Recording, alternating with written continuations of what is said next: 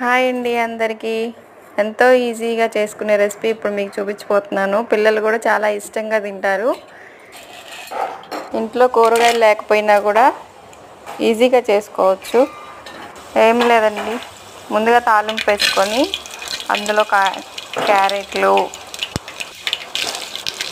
కొంచెం క్యారెట్లు గట్టిగా ఉంటాయి కాబట్టి ఫస్ట్ క్యారెట్ ఆలు వేసుకొని కొంచెం వేయించుకోవాలి.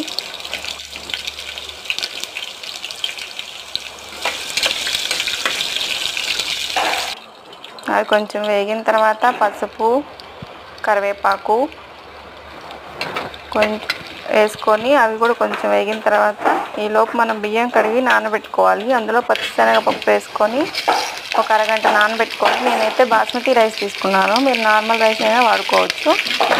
అవి వేగిన తర్వాత ఉల్లిపాయలు, పచ్చిమిర్చి వేసాను. ఇవి కొంచెం వేగాలి.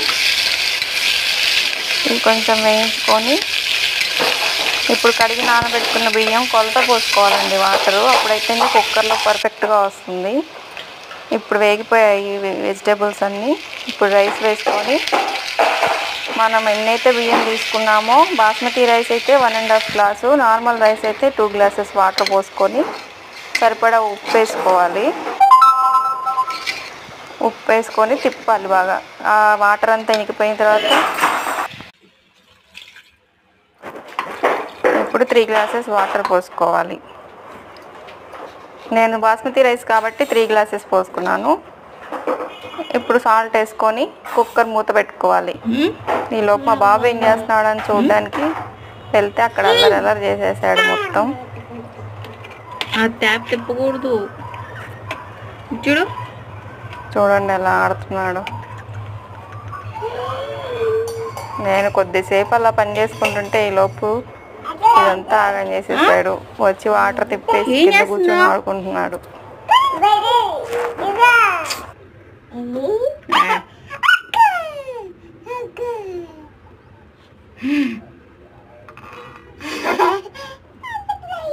దా ఇంట్లోకి రా. ఇంకా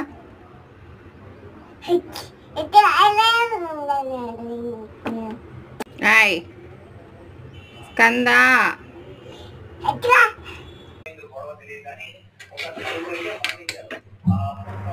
3 విజిల్స్ అయితే రానివ్వాలండి కుక్కరు. వచ్చిన తర్వాత చూస్తే ఉడికిపోతుంది. చాలా బాగా వస్తుందండి, చాలా బాగుంటుంది కూడా. పిల్లలు కూడా ఇష్టంగా తింటారు. Thank you for watching.